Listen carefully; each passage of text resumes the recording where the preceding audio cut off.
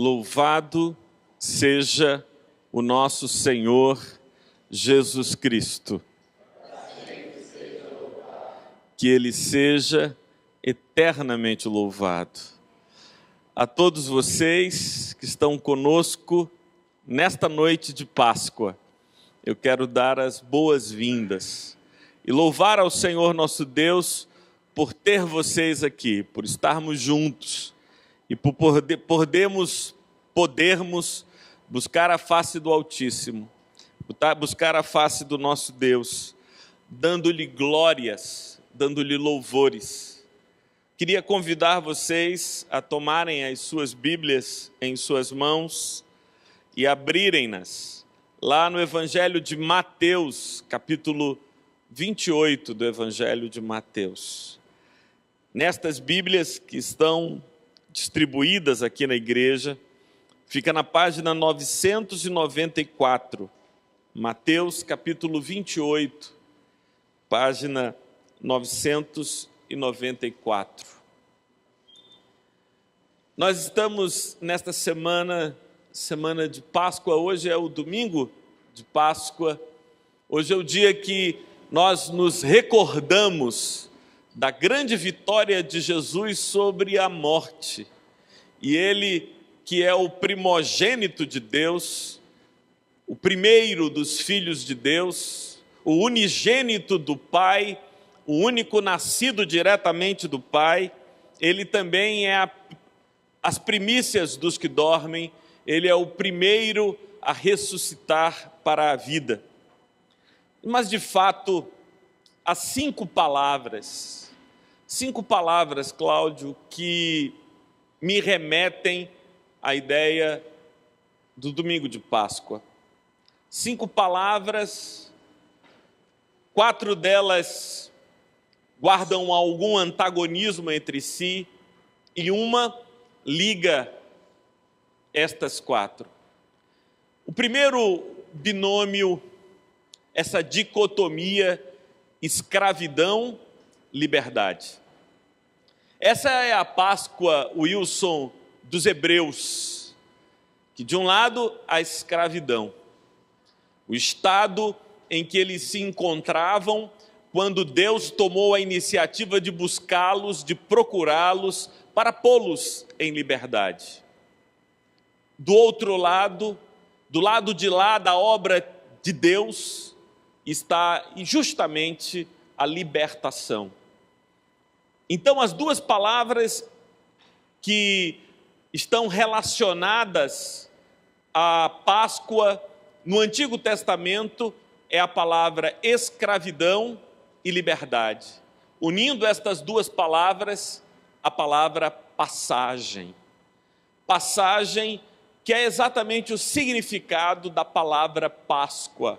A palavra Páscoa chegou à língua portuguesa através do latim, que por sua vez bebe do hebraico paché.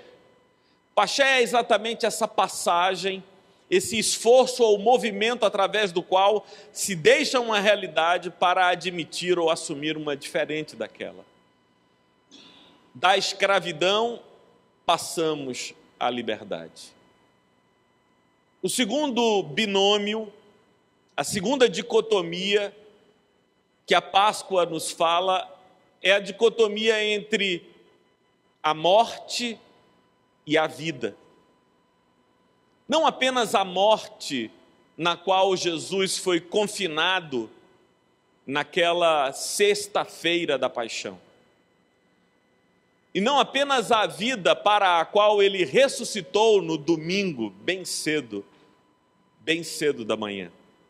Mas a morte, que é esse estado em que todo ser humano existe, Palha, enquanto estiver alienado da comunhão com Deus, enquanto estiver exilado dessa relação com Deus.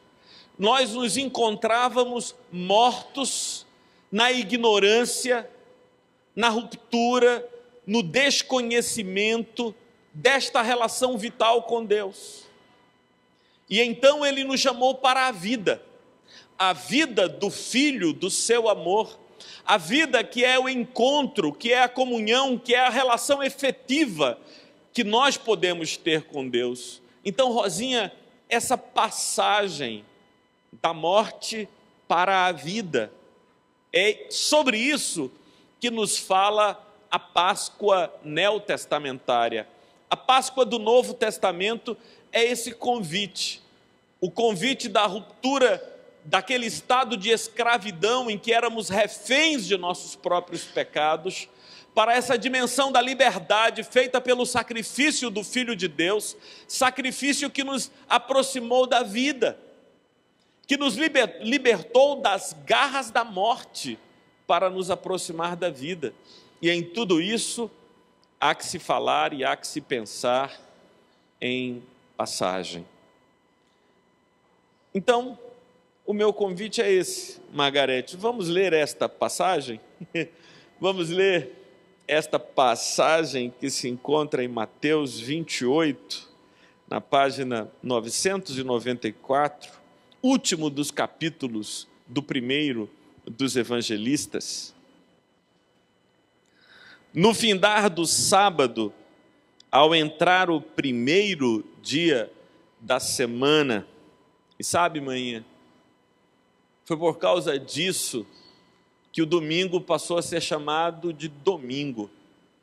A palavra domingo significa Dominos Dei. É daí que vem a palavra em português, domingo, do Dominos, latino, que significa Senhor. Domingo é o primeiro dia da semana, é o dia do Senhor. Ao findar o sábado, ao entrar o primeiro dia da semana, o dia da ressurreição, Maria Madalena e a outra Maria foram ver o sepulcro. E eis que houve um grande terremoto, porque um anjo do Senhor desceu do céu, chegou-se, removeu a pedra e assentou-se sobre ela. O seu aspecto era como um relâmpago, e a sua veste alva como a neve. E os grandes e os guardas tremeram espavoridos e ficaram como se estivessem mortos. Mas o anjo, dirigindo-se às mulheres, disse: não temais, porque sei que buscais Jesus, que foi crucificado. Ele não está aqui, ressuscitou como tinha dito. Vinde ver onde ele jazia, e depois depressa, e dizei aos seus discípulos que ele ressuscitou dos mortos, e vai adiante de vós para a Galileia. Ali o vereis, é como vos digo. E retirando-se elas apressadamente do sepulcro, tomadas de medo e grande alegria, correram e anunciá-lo aos discípulos.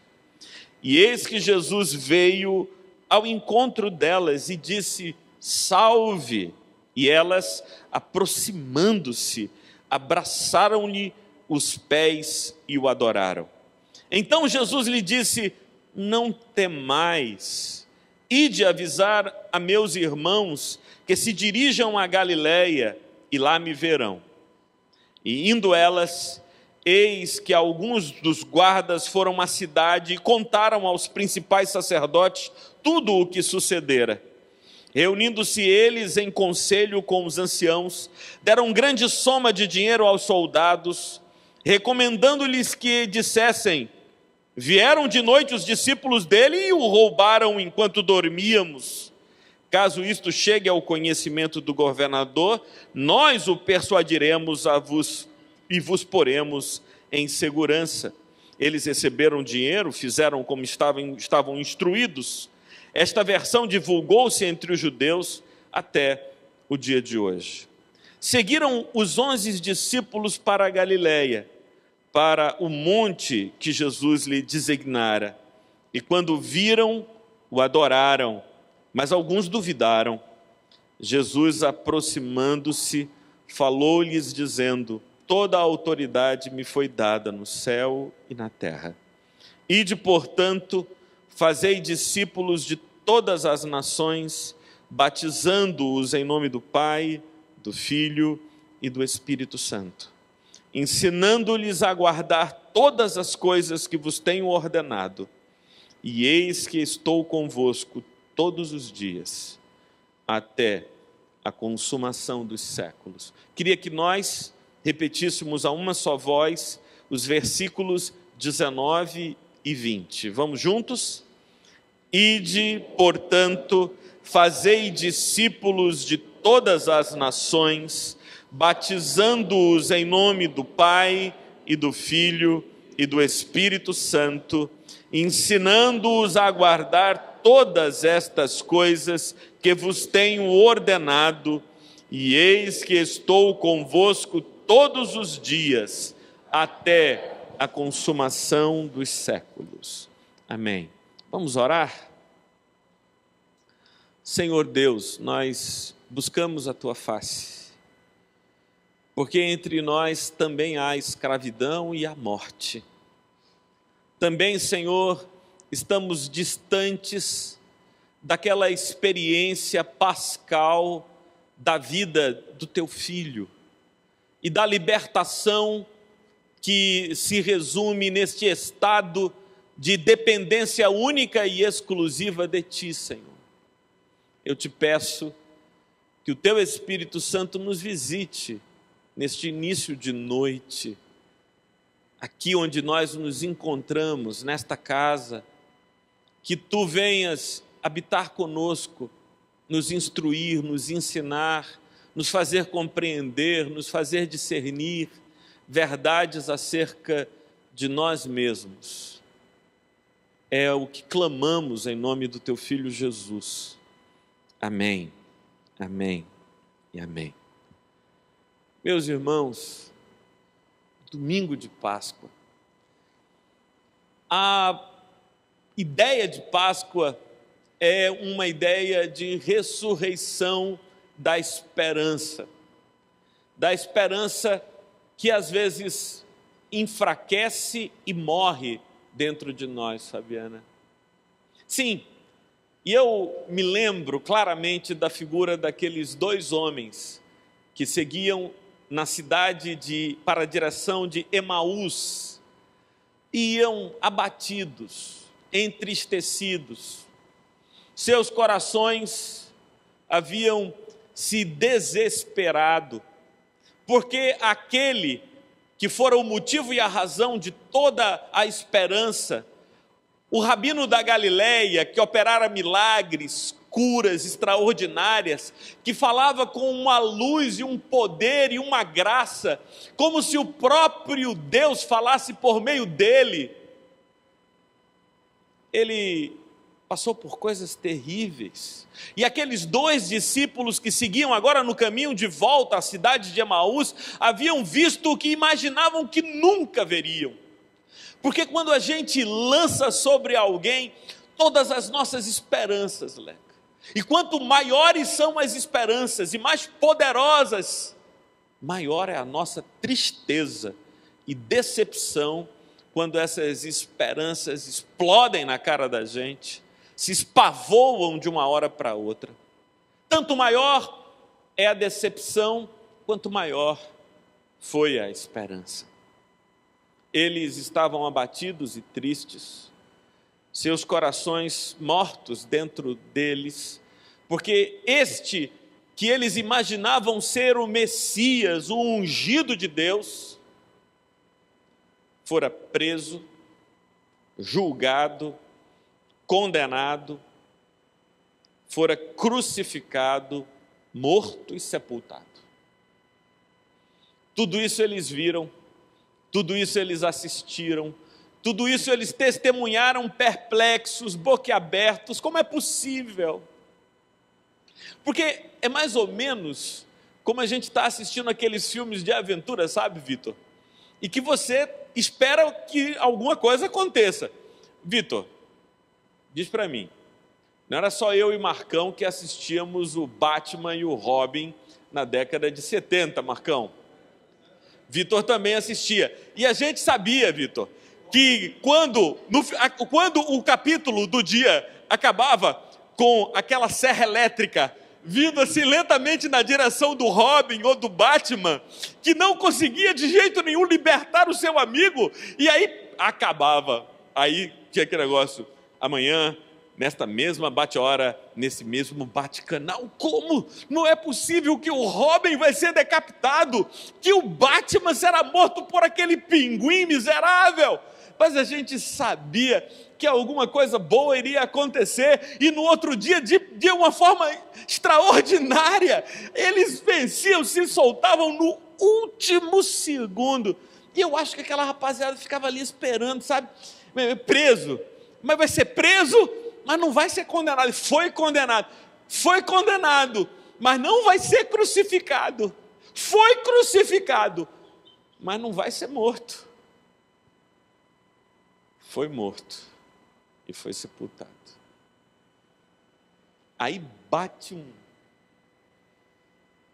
uma coisa que no futebol a gente chama de um certo desconcerto.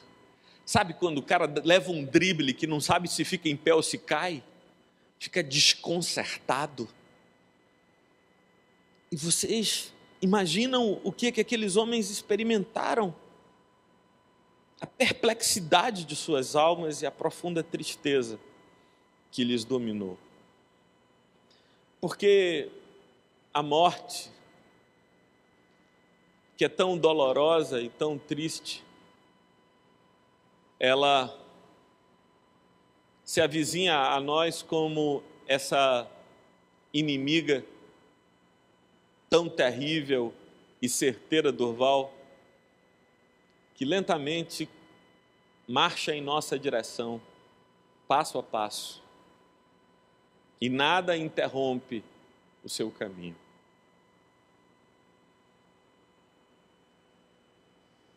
Você, sentado aí, olha para mim e recorda-se das primeiras vezes que me ouviu pregar.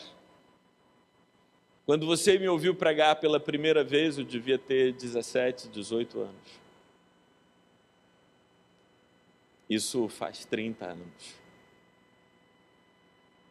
E eu tenho pregado desde então esta mesma mensagem, guardado em meu coração e cultivado as mesmas esperanças. Tantas coisas já se levantaram, tantas coisas já caíram, tantas estruturas se impuseram, tantas estruturas se desfizeram, tanta gente veio, tanta gente foi.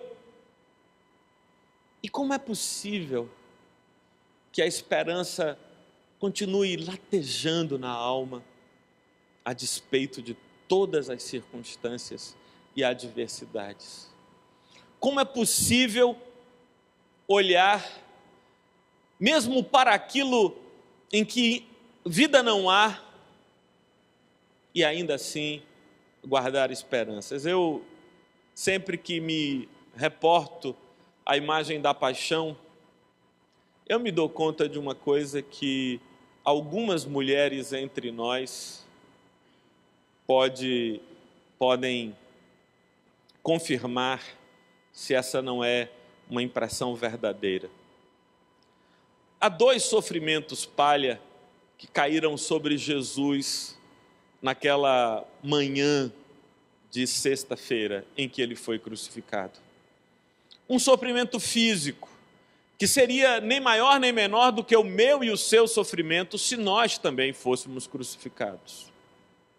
Mas um outro inexplicável, indizível, que não pode ser sondado por nós, que é o sofrimento espiritual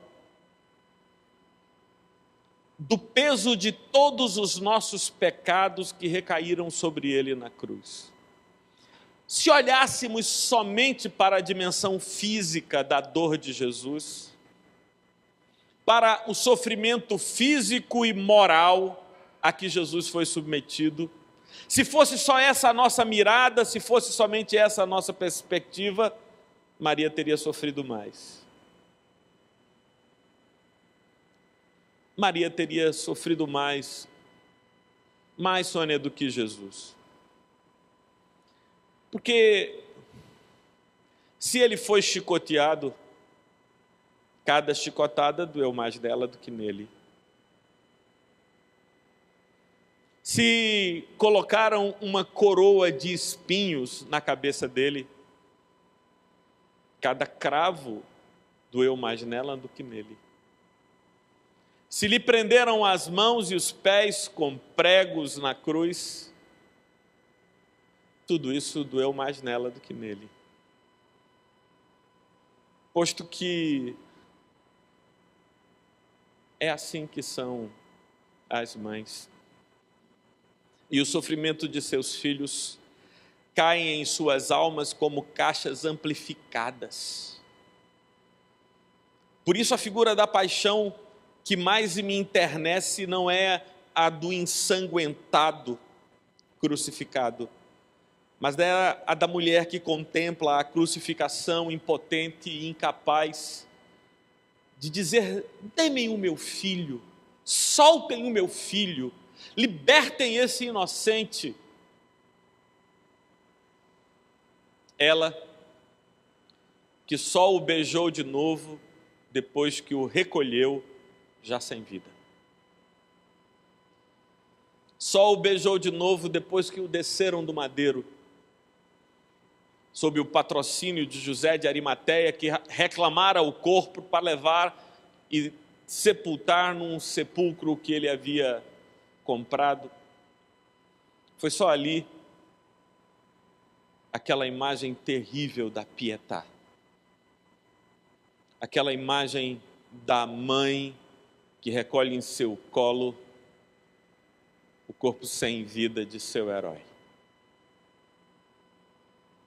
Essas são imagens da paixão. E por que tudo não termina assim? E por que não sobem o letreiro, as palavras do fim do filme? E por que se fez necessária a ressurreição?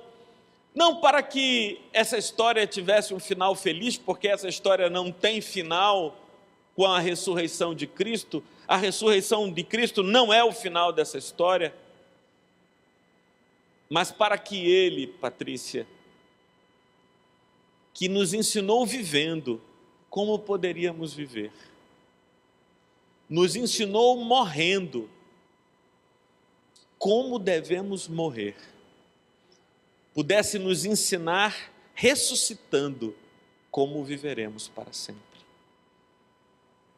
Ao ressuscitar, Ele disse a todos nós que a morte não é o fim, que a morte não põe termo à existência, que existe vida, e não apenas vida após a morte, uma vida eterna.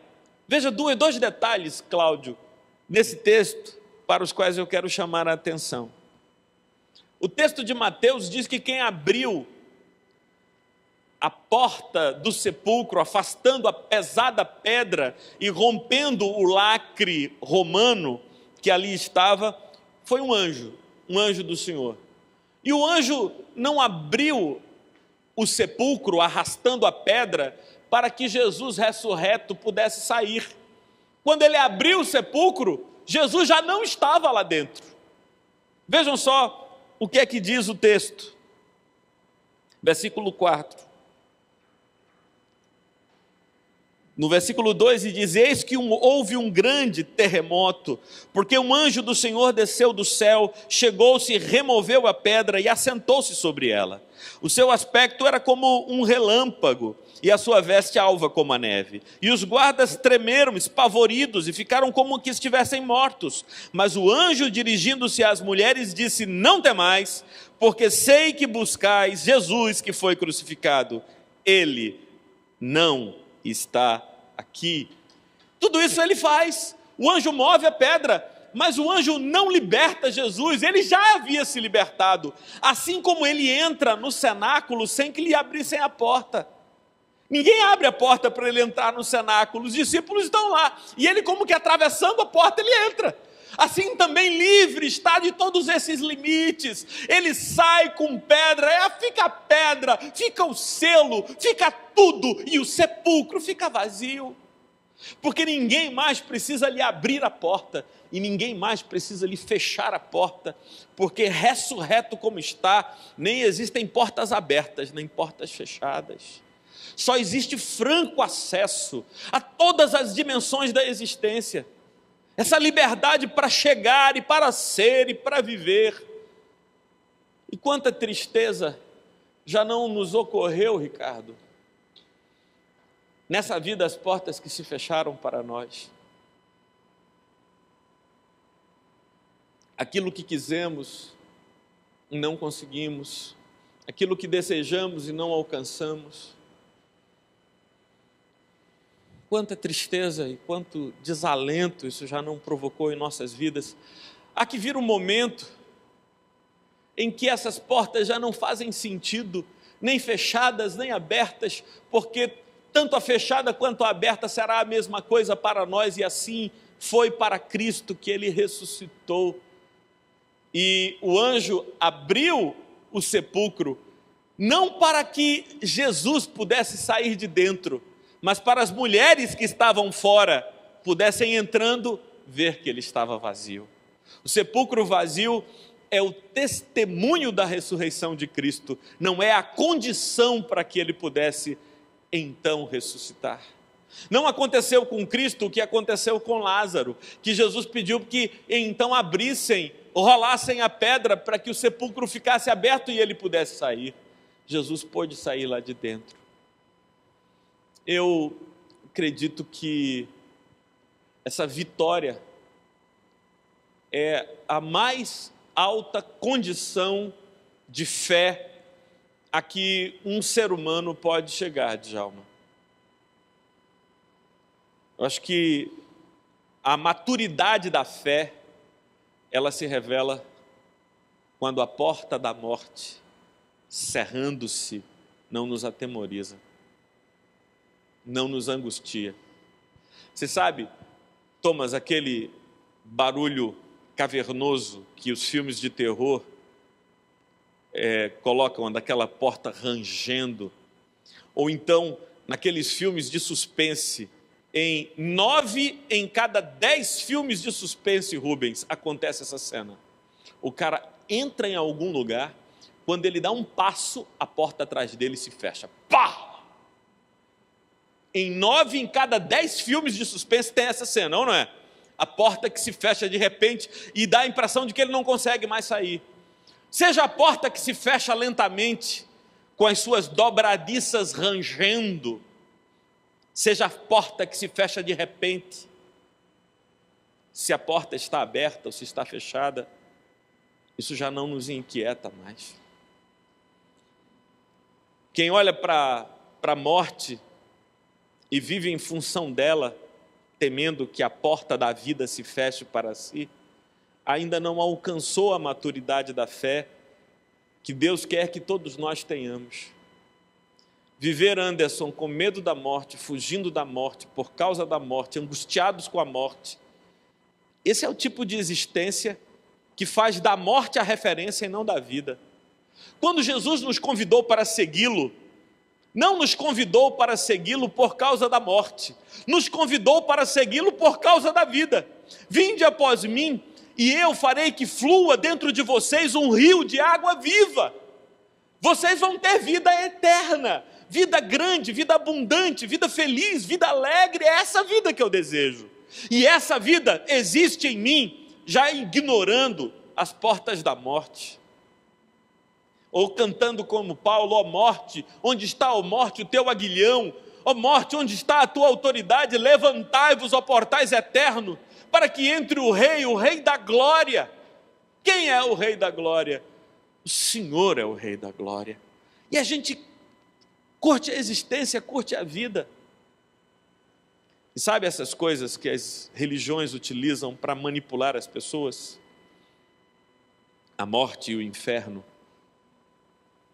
Isso já não nos faz medo, porque a vida não apenas está em mim, mas flui em mim eternamente, de tal modo que a gente pode dividir, que a gente pode compartilhar, e essa vida, vida da vida, vida que é vida, vida dividida, vida vivida, vida corrida, vida celebrada, vida e vida.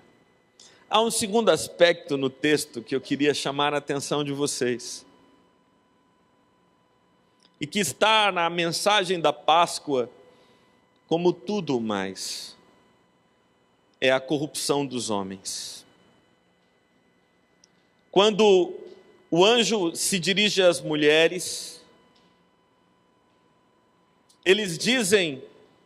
o anjo diz às mulheres uma frase que se repete 2 vezes nesse texto. Observem o que está dito no versículo 5. Isso é o anjo falando com as mulheres. O que é que o anjo diz às mulheres? Não temais, não tenham medo. Mas não tenham medo do quê?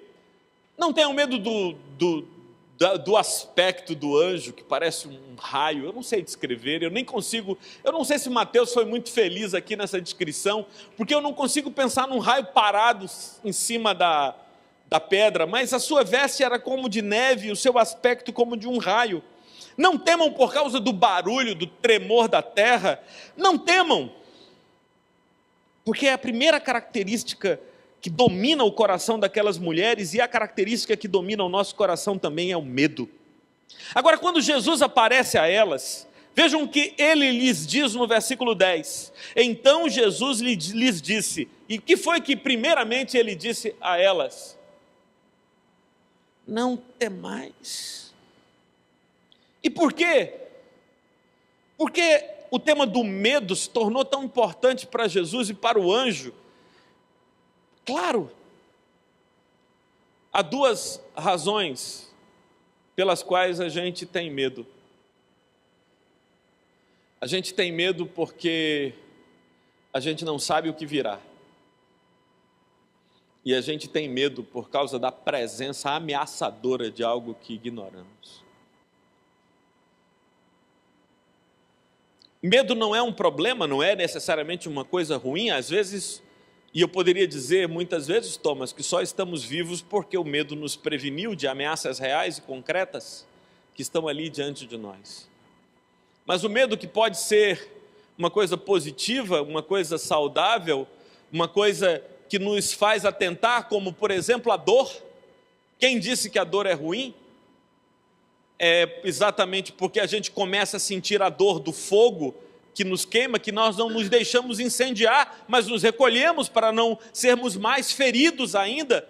Então sentir dor é positivo em algum aspecto e até alguma medida. Então o medo, em alguma medida, também é uma coisa boa, Tati.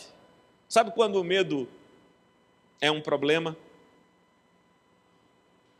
O medo é um problema quando ele se torna um sentimento de dia e de noite. O medo é um problema quando o medo se converte na atmosfera na qual eu me movo, o ambiente no qual eu existo.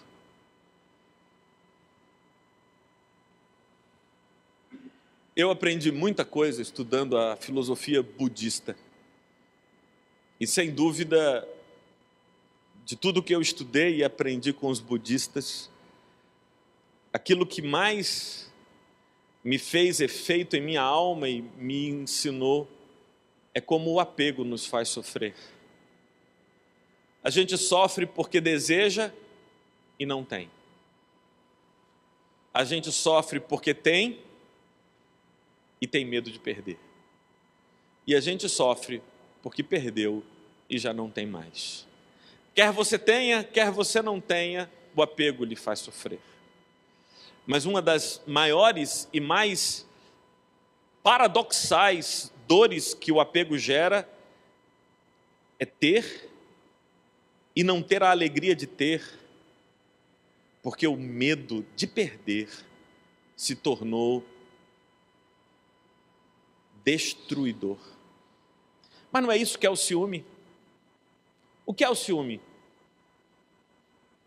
O ciúme é esse sentimento que nasce em nós por medo de perdermos aquilo que amamos. E algum ciúme sempre vai existir.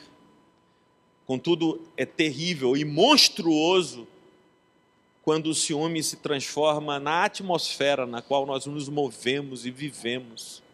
Esse medo de perder que torna o ser insuportável. E é tão terrível que às vezes as pessoas perdem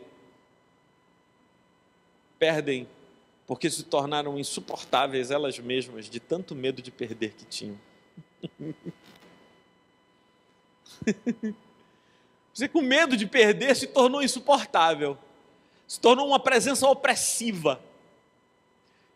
E o medo de perder te faz perder aquilo que você não queria. Mas é que toda graça, toda leveza, às vezes Karina me diz isso. Karina diz assim: mas Martorelli, quem te ouve pregar acha que você é uma pessoa leve, tranquila, que não tem inquietações ou perturbações. As pessoas imaginam isso dos pastores, não é?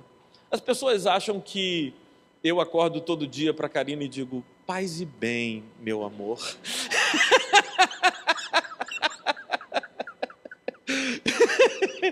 Paz e bem, meu amor. E quando eu estou muito irritado, eu olho para ela e digo assim: não é bem assim. Pense de outro modo, analise outras perspectivas, amplie a sua visão dos fatos. Que nada, Karina, que não lhes conte. Karina, que não lhes conte quanto humano, demasiadamente humano sou eu. E como eu, que amo a leveza e a simplicidade, às vezes amo de longe,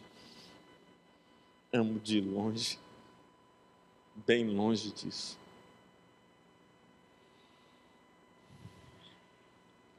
Porque a gente é assim, e o medo se torna uma presença, o medo de como será, o medo de se seremos aprovados ou reprovados na existência, se conseguiremos alcançar o nosso objetivo. Esses dias eu estava nessa, viu, Cláudio, que é terrível.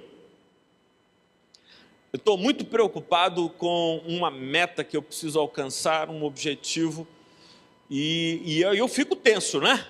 O cara com uma meta, com um objetivo, o cara fica tenso, concentra forças. E diz assim: olha, eu estou preocupado com isso. Aí Karina diz assim: meu filho, por que em vez de se preocupar, você não vai estudar? Sim, mas eu estou preocupado, o objetivo, a prova está chegando, tenho essa meta, e por dia... Sim, mas não era melhor estudar para a prova? Sim, mas então, é um negócio aqui e tal, e se eu não passar? E como é que vai ser? E não sei, rapaz, você não estuda, que era a única coisa que podia te ajudar, né? Além da graça de Deus. Você se preocupa e drena a sua energia, e aí acaba um final de semana como esse, em que eu terminei o final de semana e disse a Karina hoje: acabou o final de semana, eu não estudei e me preocupei, me senti culpado o final de semana inteiro porque eu não estudei. Nem estuda e nem descansa, não relaxa. E o medo, e como é que vai ser? E se a porta se fechar? E tal, aquela angústia terrível, inútil. Você sabe qual é a mensagem de Páscoa de Jesus para mim e você, Renato, seres humanos? Essa palavra, essa mensagem de duas palavras que as mulheres ouviram 2 vezes naquela mesma manhã. Qual é essa mensagem de 2 palavras que as mulheres ouviram 2 vezes na manhã da Páscoa? Não temais. Então não faz mal se você disser a pessoa do seu lado: não temais. Se a gente pode dizer uns para os outros: não temais. Não tenha medo. E aí eu gosto da Bíblia na linguagem de hoje, Renato. Tem gente que não gosta, mas eu acho que a Bíblia na linguagem de hoje, ela é muito mais poética do que a Bíblia revista e atualizada, revista e corrigida. Aquele texto clássico, Thomas, que a gente escuta desde criança, que diz assim: não temas, crê somente. Na Bíblia, na linguagem de hoje, é mais poético. Diz assim: não tenha medo, tenha fé. Pronto. Eu mandei pintar no salão da mocidade da igreja presbiteriana do Largo da Paz. Não sei se você lembra, Vitor, Naira, eu mandei pintar, o salão da mocidade tinha assim uns 10 metros de comprimento, eu mandei pintar esse versículo de um canto a outro, dizia assim: não tenha medo, ponto, tenha fé, exclamação. Porque era essa a mensagem que eu queria que a mocidade tivesse. Essa era a mensagem que eu queria que a igreja tivesse. Essa é a mensagem que eu e você precisamos ter no momento em que a angústia vem, a perplexidade, as dúvidas em relação ao nosso futuro, ao que será amanhã, ao destino, a tudo quanto vem. A mensagem que Deus manda lá dos altos céus para mim e para você é: não tenha medo, não tenha medo, não tenha medo. Tenha fé, acredite no Senhor, no seu poder, na sua misericórdia, porque todo o poder me foi dado, disse Jesus. Se não, veja o que é que ele diz aos seus discípulos, no versículo 19, no versículo 18, Jesus, aproximando-se, falou-lhes dizendo: toda a autoridade me foi dada no céu e na terra. Então, se ele tem toda a autoridade, se ele tem todo o poder, ele age como lhe apraz, como lhe é conveniente. Eu não preciso ter medo, você não precisa ter medo. A gente não precisa viver sob o signo do medo.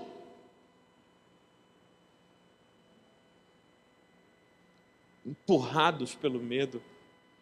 Antes é pela fé que devemos ser movidos. A corrupção dos homens não se revela somente nessa necessidade que 2 vezes se lhes diga: não tenha medo. Veja o que é que acontece com a grande mensagem da Páscoa. Quando o anjo apareceu, os guardas romanos que guardavam a entrada do sepulcro caíram atemorizados, caíram no chão como se estivessem mortos. E eles não sabiam como se dirigir aos generais da guarda romana, porque como é que vai dizer agora? Se eles foram colocados para vigiar o sepulcro, para que o morto não desaparecesse. Agora o morto desapareceu, eles faziam o que da vida deles? Então eles procuraram os judeus, versículo 11.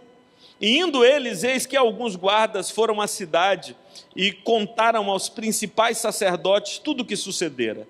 Reunindo-se eles em conselho com os anciãos, deram grande soma de dinheiro aos soldados, recomendando-lhes que dissesse: vieram de noite os discípulos dele e roubaram enquanto dormíamos. Ora, só essa declaração, Cláudio, seria uma declaração de incompetência que poderia levá-los a apanharem, a serem expulsos ou até mortos. Como é que eles dormiram em guarda?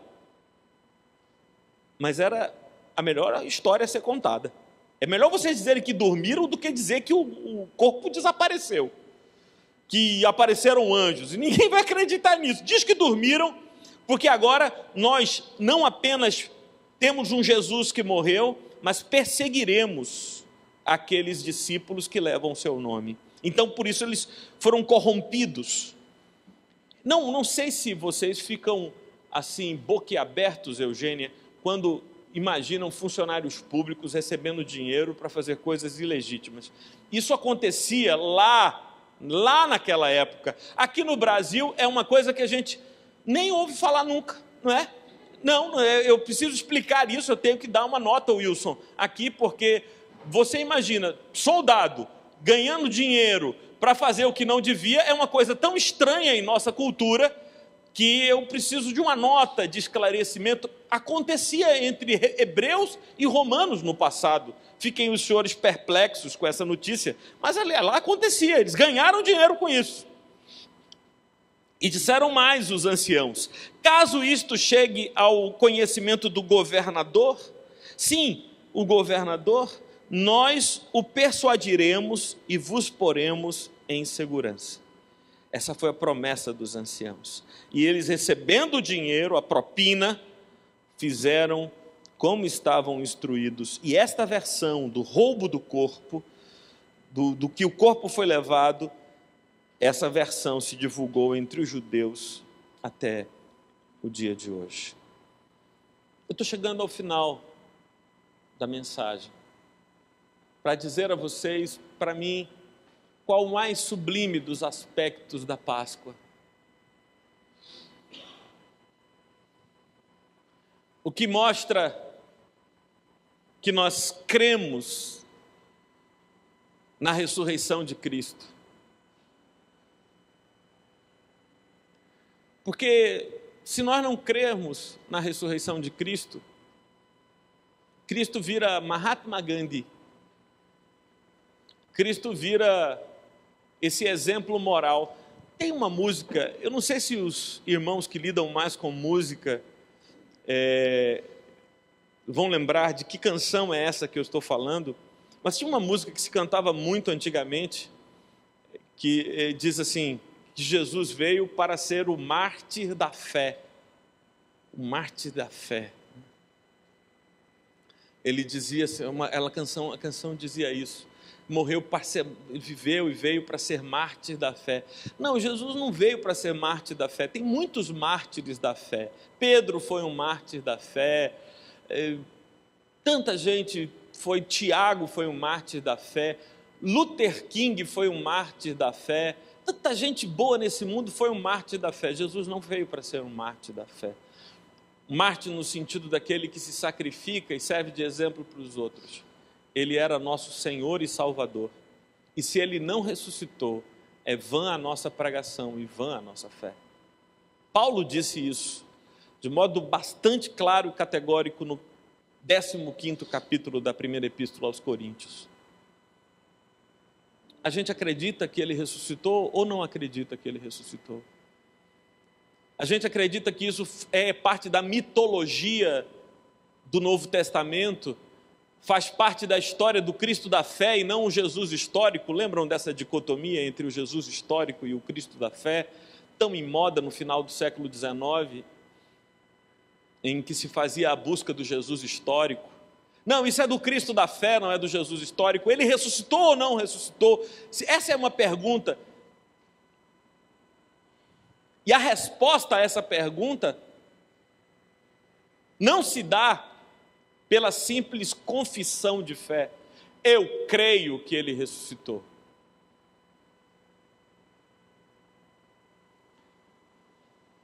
A gente só pode dizer que de fato cremos que Ele ressuscitou e que está vivo, e que intercede por nós, e que é nosso Senhor, se nós obedecermos às suas ordens.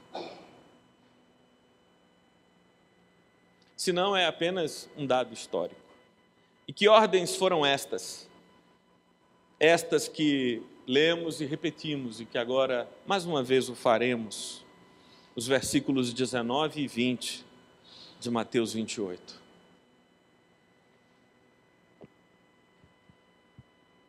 Vamos ler juntos?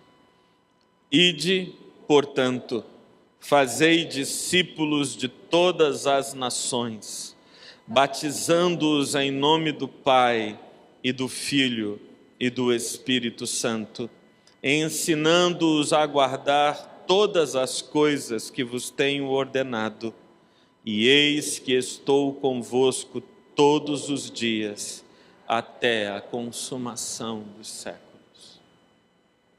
Nós cremos que Cristo ressuscitou, se nos pomos em marcha,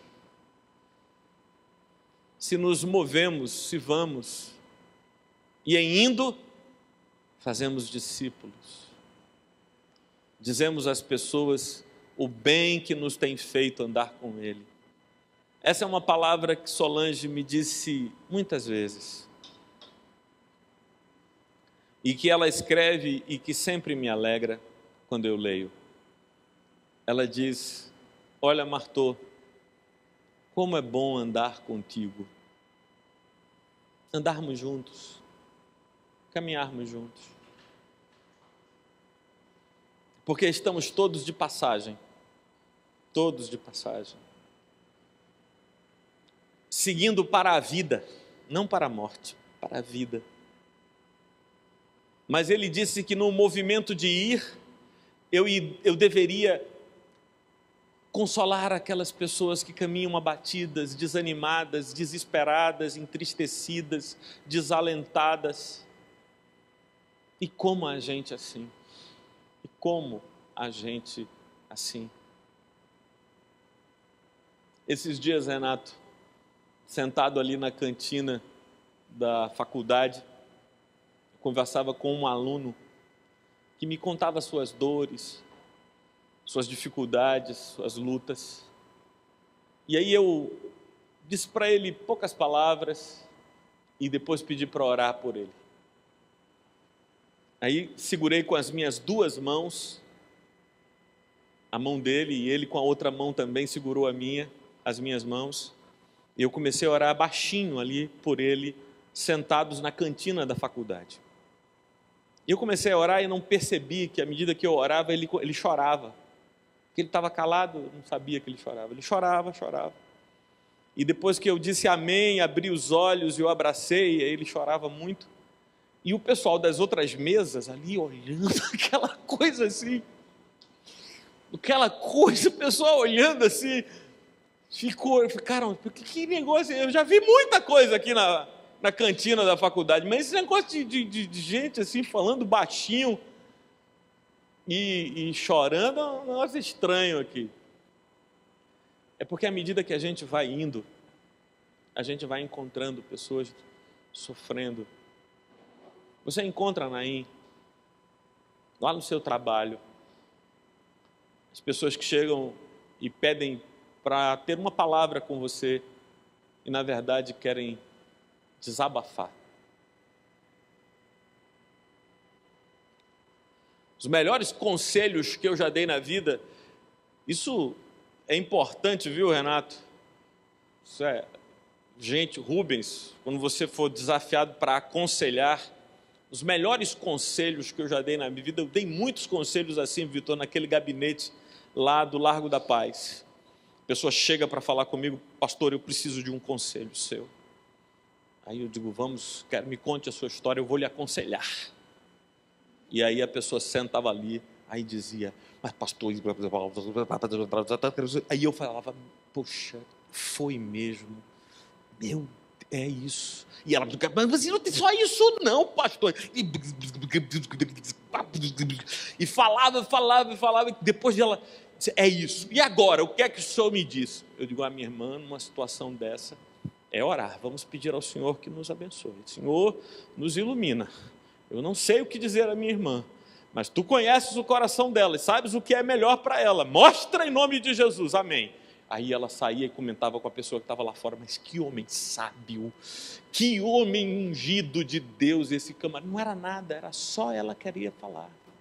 E queria encontrar alguém que a ouvisse com seriedade, com interesse sincero.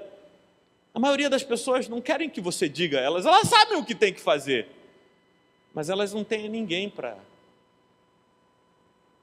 ouvi-las sem julgamento, sem que você fique dizendo, você fez isso. Eu quando tinha 25 anos, já não tinha pecado novo para mim, eu já conhecia todos os pecados do mundo, eu nunca ia ficar, a senhora, eu não sabia que era possível, já sabia tudo, 25 anos já sabia de tudo, então não ficava surpreso com o pecado de ninguém, então eu dizia, puxa, que coisa, sei, entendi, caramba, e depois a gente orava. Então, Naim, você pode se tornar um conselheiro extraordinário só dizendo, rapaz, que coisa, mesmo? Então vamos orar. E eu dizia que o meu aconselhamento se resumia a 3 frases. Era assim, bom dia, pode dizer, vamos orar. Tudo isso resolve tudo. Bom dia, pode dizer, vamos orar. E que Deus nos guie.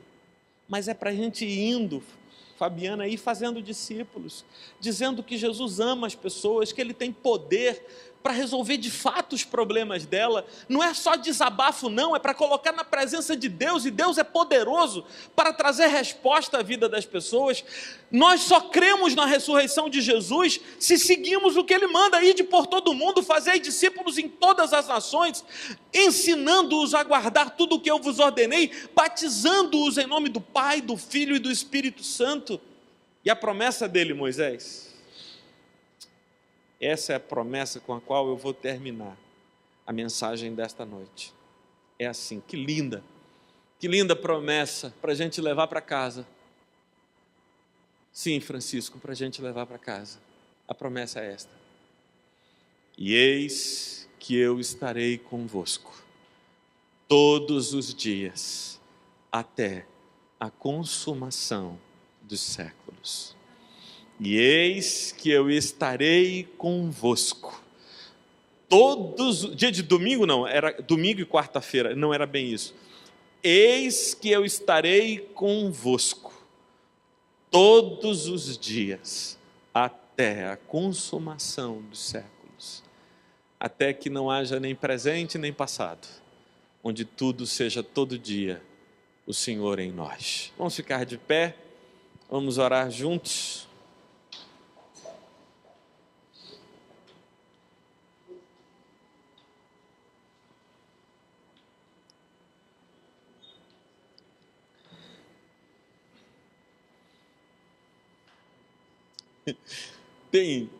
Eu tenho uma raiva dessas operadoras de telefonia celular que nos cobram caro e nos entregam pouco. E aí eu não acho muita graça nos comerciais deles. Mas agora eu assisti um comercial de uma dessas operadoras de telefonia celular que eu achei barato. É um comercial em que o cara está falando com a outra pessoa, parece que pelo telefone, e ao invés de falar normalmente, ele fla como se estivesse digitando, não é? Então ele diz assim, KKK, RS, ou diz assim, carinha feliz para ele, e vai aparecendo na fala e na imagem, vai aparecendo as figuras que ele está se referindo, que é como se fosse uma troca de mensagens. E a ideia lá do comercial é dizer que a linguagem muda e tal, mas as pessoas precisam se comunicar. Nós precisamos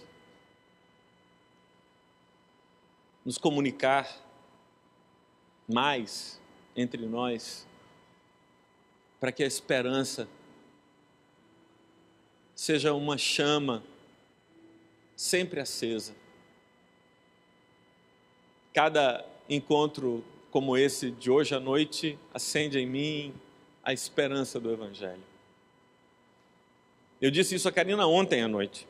Eu disse: olha, Karina, quando eu estou desanimado, assim, quando eu estou abatido, aí o Senhor me dá a graça de chegar ali na frente e ver as pessoas que se reúnem aqui conosco, e ver o bem que a graça de Deus tem feito na vida delas e à vida delas, e ter a vontade e o desejo de que elas caminhem na direção da vida eterna, levando mais e mais gente a conhecer o amor de Deus, que nos livra da morte e da escravidão, nos dá passagem para a liberdade e para a vida eterna. Bondoso Deus, muito obrigado, Senhor. Obrigado por estarmos juntos aqui. Obrigado por hoje ser Páscoa. Obrigado, Senhor, porque pudemos dividir com estes irmãos a Tua palavra. E agora, indo fazer discípulos, anunciar aos homens em desespero e tristeza que Tu tens toda a autoridade no céu e na terra e no mar. Todo o poder está em Tuas mãos e Tu podes nos salvar. Guarda-nos, Senhor, em nome de Teu Filho Jesus. Amém. Podem se assentar, irmãos.